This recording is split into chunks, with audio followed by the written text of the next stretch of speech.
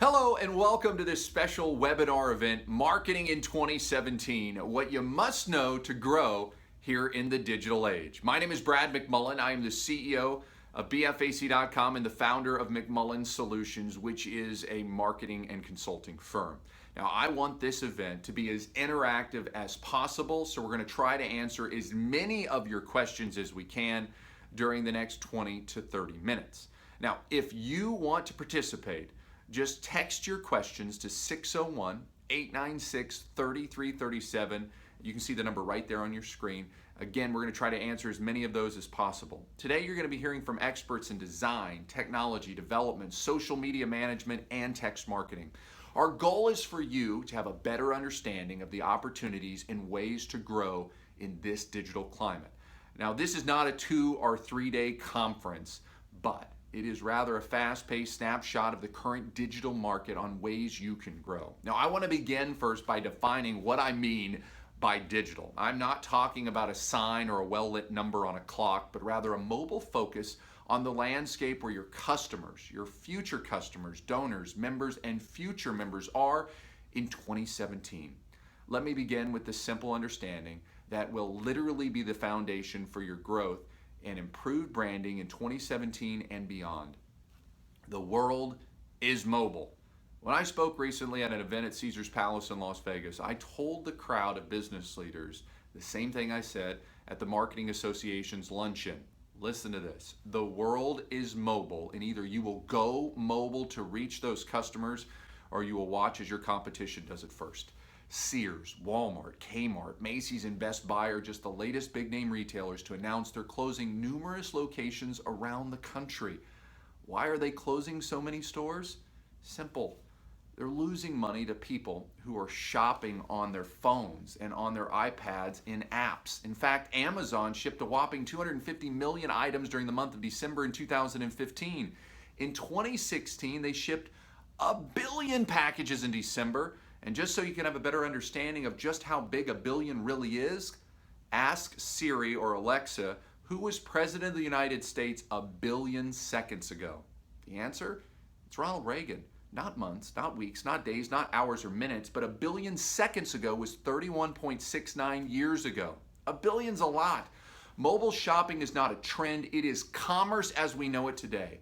And if you have a retail business, and you think you can thrive by ignoring the elephant in the room, mobile purchasing on apps, you're in for a reality check that could literally lead to bankruptcy. What are you doing to make your business more convenient to your customers, your members, your donors right now? Can they learn about your products, about your organization and services right now? Can they purchase from you right now? If the answer is only if they have a computer, you're in trouble. Joining me now is the CTO, the Chief Technology Officer of bfac.com, Michael Felder, and this guy has worked on a number of major clients, including Chick-fil-A and 7-Eleven. And my question for you, Michael, what do the numbers say about app usage here in 2017 compared to like websites? Right. According to what Forbes says, is the time spent on devices, phones, things like that, it's actually 86% of the time they're on mobile apps, where as opposed to 14% of the time they're on websites.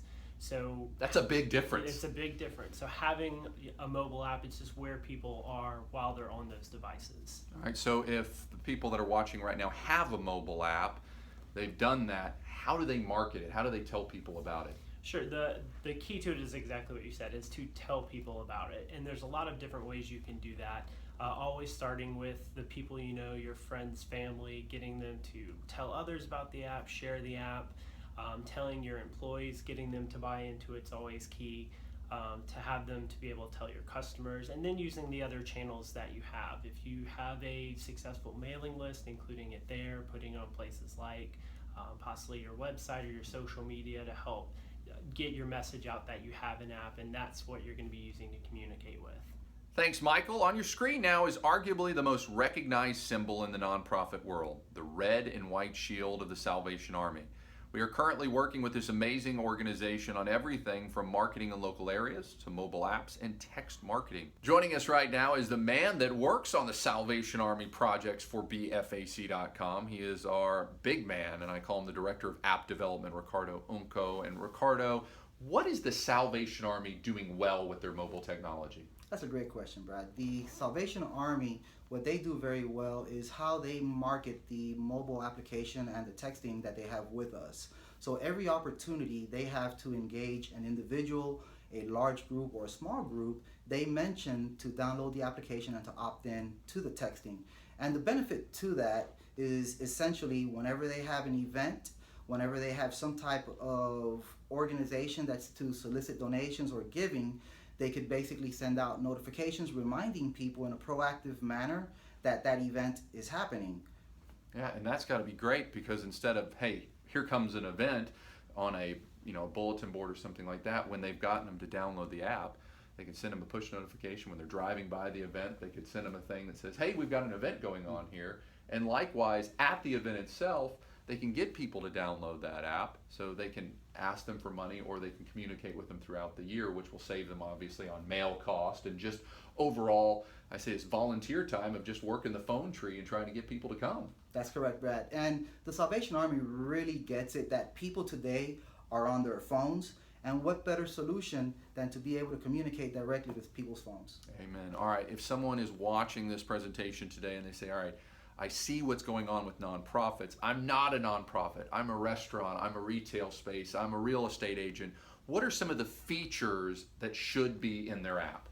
Great question, Brad. And that's relative to the business model, the business vertical, if you will. So for example, if you're a restaurant, you may want to put a rewards feature in there, which allows your repeat clientele that comes, let's say, 5 times in a given month, you can reward them for being a loyal customer.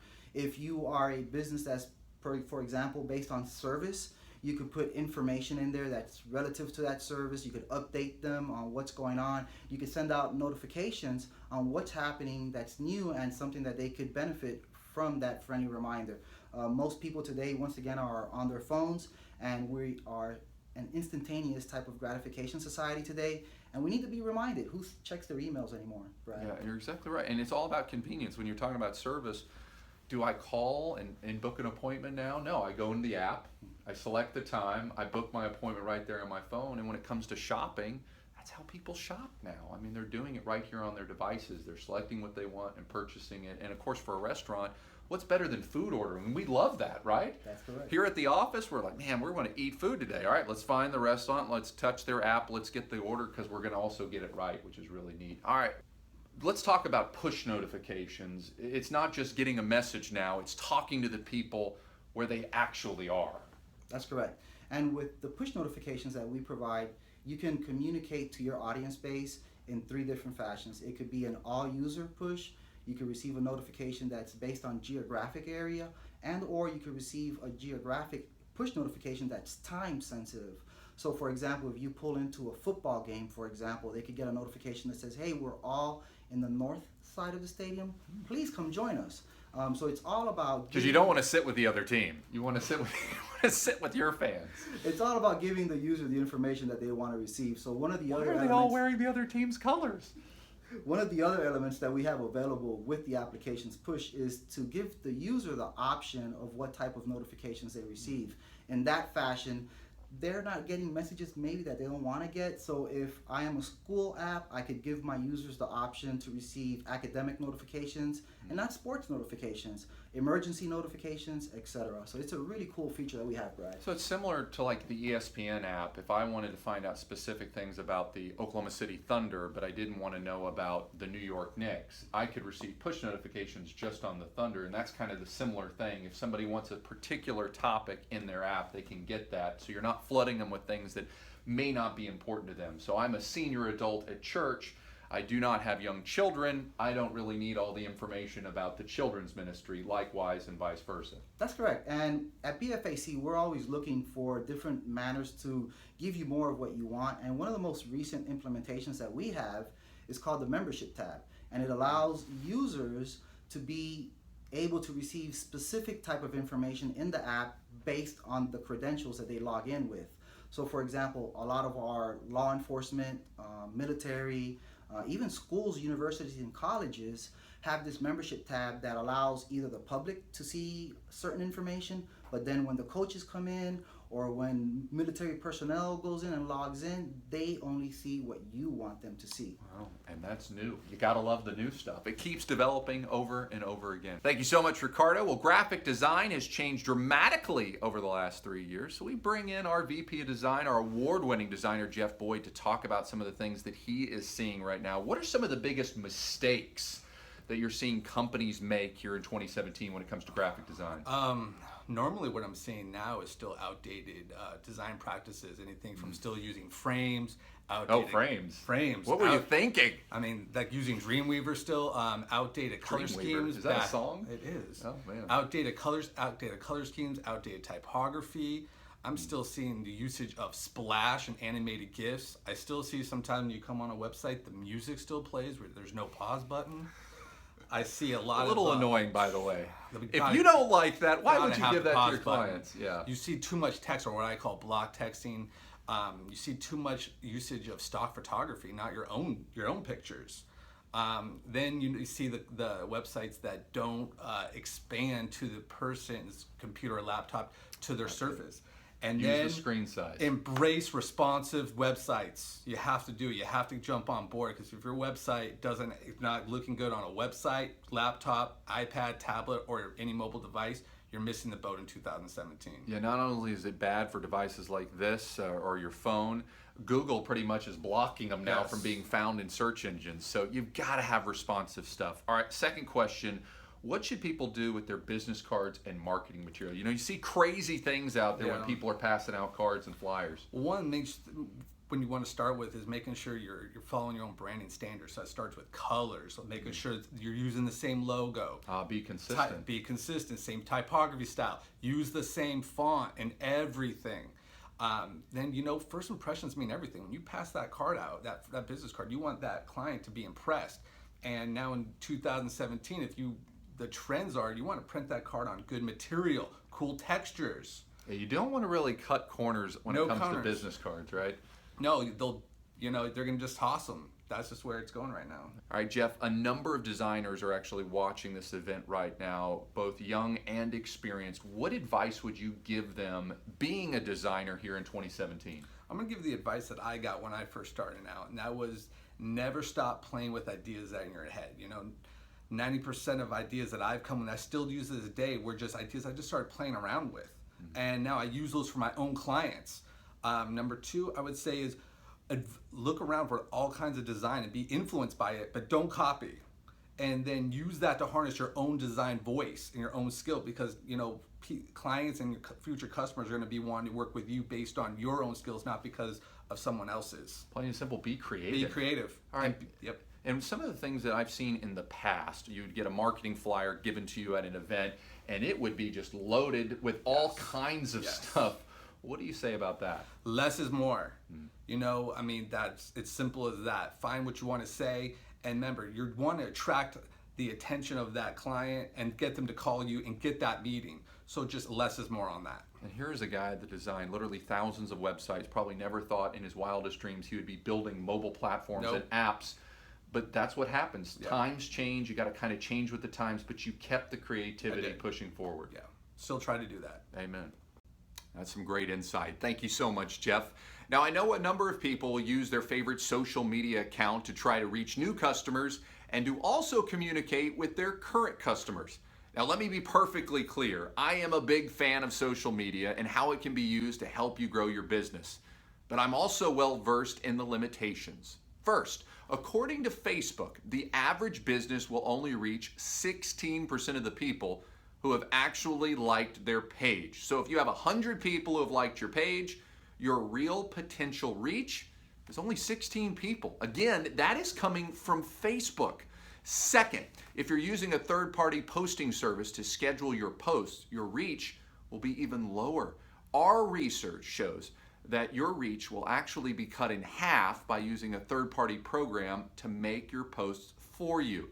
Third, unless you pay to boost your post, your reach will be almost nothing. Take a look at these recent posts from NBC News.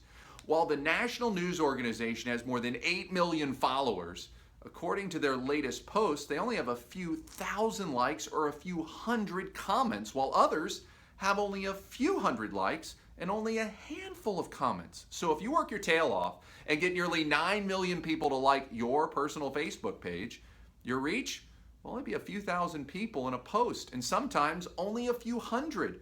So how can this be? Simple. Facebook and other social media companies are for-profit businesses. You do not own the data, they do. And in order to attempt to reach the people who have liked your page, you're going to have to pay to boost your post. And that, friends, can get very expensive. If you pay to boost your post once a day and do it for 30 straight days at an average of $25 per post, you're going to have to fork out a whopping $750. And again, you won't be able to reach everyone, and that's per month. Facebook, social media, it can get very expensive. Joining us now to discuss how you can truly maximize your reach on social media and also using text marketing is the one that runs everything, our Chief Operations Officer, Crystal Miner. Crystal, you came to BFAC after working for a billion-dollar television company. Do you find social media has kind of replaced TV a little bit? In a sense, it has, and it's treating the customers the same way the television industry is, where you have to pay to play. Your ads and your advertisement won't be shown unless you actually pay a certain amount of money, and it costs a lot of money. Some folks are finding themselves spending up to $5,000 a year on advertising because it used to be free, but Wasn't Facebook it nice has when it was changed- free? Changed It was the game. so much better when it was free. It used to be free, and even now, even with them having you pay to play, the reach is not there as it used to be when it was free. They're monetizing, but it's the new way to advertise for some folks. Facebook is. Again, a television station is not going to play your commercial for free because they're a business. It's a business. Facebook is not going to let you talk to your followers for free either because it's a business. Yes. All right, if you have a social media account and you know kind of the limitations in your reach, there are still better times to actually post something. What are you seeing as the most recent research? Yes, I was taking a look at some of the statistics that are out there, and also just monitoring some of the other clients that I have and trying to help them advertise better. And I find that, do not post before 8 a.m. or after 9 o'clock. You want to kind of stay around 9 a.m., lunchtime, and right after work. I'm finding there's more engagement there. But just because that feels yes, right. Like yeah. you're at lunch, you're sitting there at the lunch table, you're waiting for your food to come. You might hop into Facebook and see what's going on. So that's good. So don't do it before 8 a.m. and don't do it after 9 p.m. What are Yes. some other sweet spots?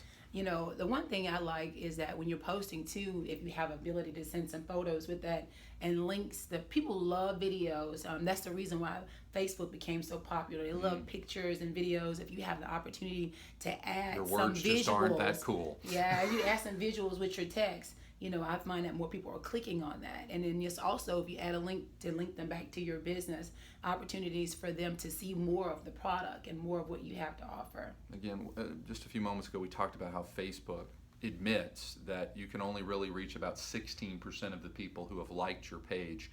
Texting is different. Kind of Absolutely. explain how texting works compared to social media. Absolutely. Now, I'm going to tell you guys, texting is one of the most powerful tools in the world right now. Nothing against anything else. We are an app company. We have texting. We specialize in Facebook, all of that. But I'm gonna say I'm special. I lean closer to the Facebook and to the texting because I work hand in hand with it every day. But I love it so much because I've seen proven results. And our clients who actually use a product, they won't turn it off for nothing in the world. This is why, because, if any other market, you don't know for sure that somebody has actually looked at and read your text. Statistics show right now that 98% of text messages are read. I don't think there's any other. You got 4% read rate for email. You think about mass mail in general, which is about 5%. I mean, what do you do when you get the mail at home? It's bill, letter. Everything else goes in the trash. But when your phone goes off and you get a text message, you read it. And that's the difference. That's is the that difference. You get that text, you read it, and if you're a business owner, you've just planted a seed for that customer or that potential customer to now think about your product, your service, your brand right then, because you controlled it. Because I may post something to Facebook at 9 o'clock in the morning or 10 o'clock in the morning or at lunchtime or at 8 p.m. at night, but there's no guarantee of when that person may, and I mean this, may actually see the message. When I send out an email, again, if anybody even gets the email, there's no guarantee of when they see it. But when you Absolutely. send the text, say for a restaurant at 9:30 in the morning, you say, hey, we just put ribs on the smoker, everybody at 9:30 is going to get that same text, and what are they going to be thinking about? Boy, ribs sound great right now for lunch. They're already planning the dinner. Even for emergency things, you know, a lot of we're getting a rush as a company of folks looking to us for emergency means of communication, because the one thing about it, you don't want your message to be delayed. You want, if there's icy conditions and you want the employees to come in at 10 a.m. instead of 8 a.m., this texting tool is so powerful, because the one thing that I love about it, even during the storm, I had to experience this for myself, when there was a storm in Louisiana and those flood waters and things like that, the telephone lines were down, and even on AT&T, you couldn't make a phone call. But something about the text messaging, the text messages were still being able to be delivered. You couldn't make a phone call, but you could actually send a text. And so, you know, if there's storms or things that are happening in the area where there's issues with the towers, the powerful thing is that text is getting out there. Even when the internet is down and other things are down, you still have that powerful tool to be able to communicate your message. And ultimately, that's what all companies want to do. They want to communicate a message. Whatever it is, whether they're trying to sell something, whether they want to warn people of an emergency, whatever it is, they want to communicate some message. Why not have the most powerful tool on the market to send that message? Yeah, and it's about building relationships with communication. How do you communicate with your boyfriend, girlfriend, husband, wife, brother, sister, best friend? You're texting them. You're telling them, hey, did you watch that speech? Did you watch that game? Did you see that? Absolutely. Check this out. If you're going to build a relationship with a client, with a customer, you need to communicate the same way you have a relationship with people that you care about. The other thing I thought was interesting, you know, when Facebook was talking about their business model, and this is public record, they said, we own the data, so the businesses will have to pay us to talk to the people that have liked their page. What's different to somebody that has a texting platform is they actually own the data. That's theirs. That's pretty impressive. It is, and what's even more powerful about texting is that, especially with the system that we have, is that, you know, you get a chance to capture data of your customers. You get to know, is Crystal Minor or Brad McMullan, or he's a male or she's a female. We get the target market. We get to send messages to just females or folks that live in a certain zip code or area code. You get the chance to do that. You know, I just love the way that dart can be sent ding on your phone, or a little vibration or whatever it is. But because it's so powerful, we have to be very careful with how many messages we send. Don't send too many. We have to be very careful. Because you don't want to bother somebody. You just want them to act. You want them to get that message, Yes. have a call to action to say, all right, this is what I need to do. Again, if you bombard people, you don't like that. You don't like to receive 1,000 text messages in a row. So don't do that to your customer or client. Absolutely. So we just think that if it's not a value text, you know, we will always strategize with our customers and our clients to say, you know, whatever you're sending out, how does it add value? Because again, it's such a powerful tool. You don't want to lessen the value. You want them to continue to look at that ding or that vibration on your phone, and see whether it's the church, whether it's a business or a school. You know, we always encourage them to just, you know, watch and see how valuable it is, because this is your power tool. This is your gun that you're sending this from. And you want to probably send maybe just 2 to 3 text messages a month, nothing more than that. If there's something of emergency, if there's icy conditions and things like that, you may change. But when it comes to just your if you're trying to just engage your customers, you want to limit that to about 2 to 3 texts a month. And that reminds me of an opportunity I had to go and talk to Truett Cathy, the founder and CEO of Chick-fil-A, and they were one of our very first clients at BFAC. And he always said, treat people the way you want to be treated. You know, put yourself in the shoes of your client. Do they want to wait in the fast food line for 35 minutes to get a piece of chicken? Right. No. Think about it like that. What's going to make you act? If I've got that phone and you send me a text message, what's going to get me to call your establishment or buy something from your establishment or tell a friend about your establishment or come into your store or go to your restaurant, what's going to push me over the edge? Kind of put yourself in their shoes and say, what's going to cause me to do it? And if you say, happy Tuesday, I hope you're having a great day, that's probably not going to work, right? And we've seen people do it. They've got this great platform, but they're not putting themselves in the shoes of their customer and saying, what's going to make me change my day and have me come into your business today? All right, real quickly, so people have texting platforms, they bought into the technology, they're excited about it. How do they get people on their list? How do they grow that data point so they can reach more people and make more money? That's a very good question. The number one thing you have to keep in mind is that, from here on out, when you get a texting platform, it's just like your phone number. It's just like your address. It's a part of your identity now, okay? And so you want to share that number and that call to action on everything that you have. Business cards, marketing material, television ads, radio spots, everything you're doing, it needs to have a call to action. Absolutely, because with your address or with your phone number, the difference is they're not gonna remember it. You put that on everything. In the past, you think, well, I need to put my address on it, I need to put my phone number on it. But what the texting is, once they opt in, now you can talk to them whenever you want them, not when they just so happen to remember you.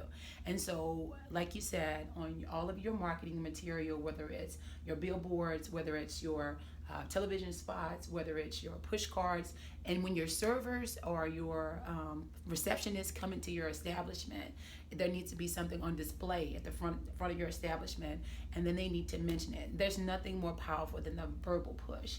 I even encourage people to put it on the signatures on their emails, and I also encourage them, and they get ready to hang up the phone, or when you call an establishment on the wait time, have people text in there.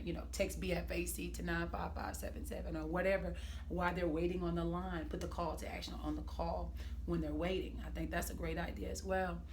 But every opportunity that you get a chance to say who you are, say your name, that call to action needs to be there because it's so important. That's going to be your ticket to be able to talk back to your customers whenever you want to. When you were mentioning, in the olden days, people would put a telephone number or an address on whatever advertising they were doing, whether it was TV or print. It reminded me, I was giving a speech in Houston, Texas, and one of the persons said, the last thing I want to do on earth is call somebody, right? Because you have no time in your day. Absolutely. I mean, most people are putting 14 hours of work into an 8-hour time period. When they see a phone number, it's like, oh my gosh, that's work. I mean, right? Mm-hmm. You don't want to call the cable company. You don't want to call the power company. You do not want to do that. But when they can have instant access to information just by texting something really fast. Think about the people we call today.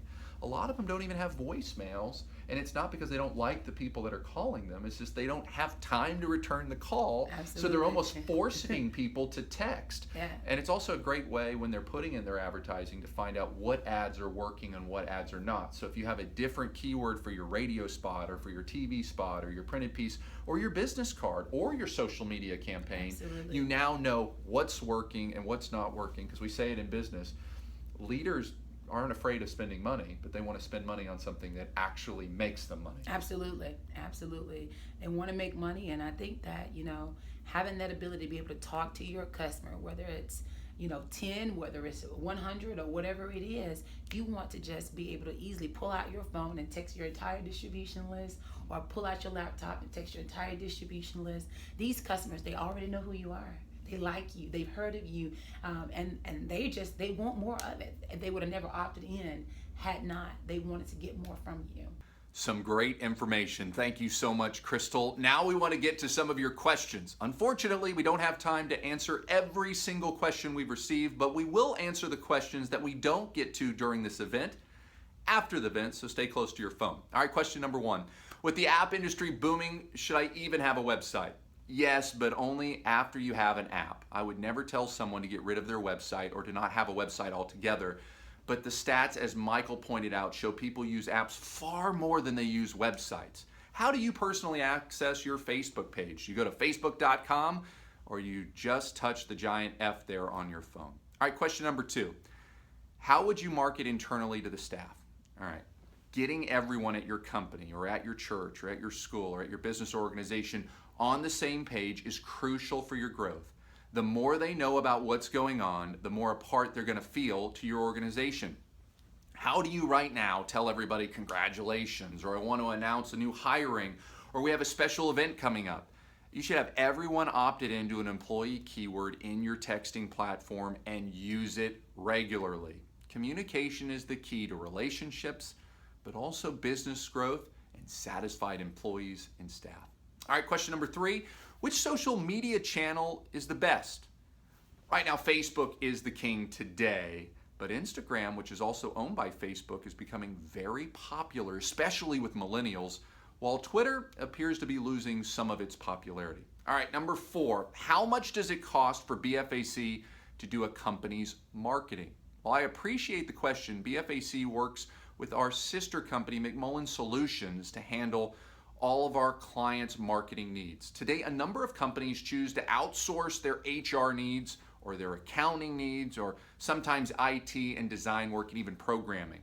McMullan Solutions is the way a business or an organization can outsource everything surrounding their marketing, like branding, design, SEO, app and website development.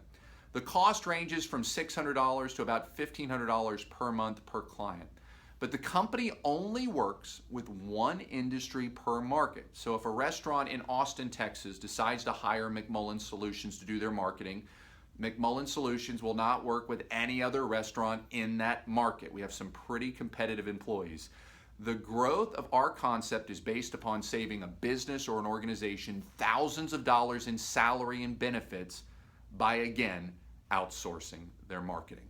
Well, that's all the time we have for this special marketing event. Thank you so much for all of your questions. And if you're a current BFAC client that needs a little guidance on better ways to use your current technology, please reach out to your account manager, call their cell phone number, or you can call or text our office at 405-635-5651.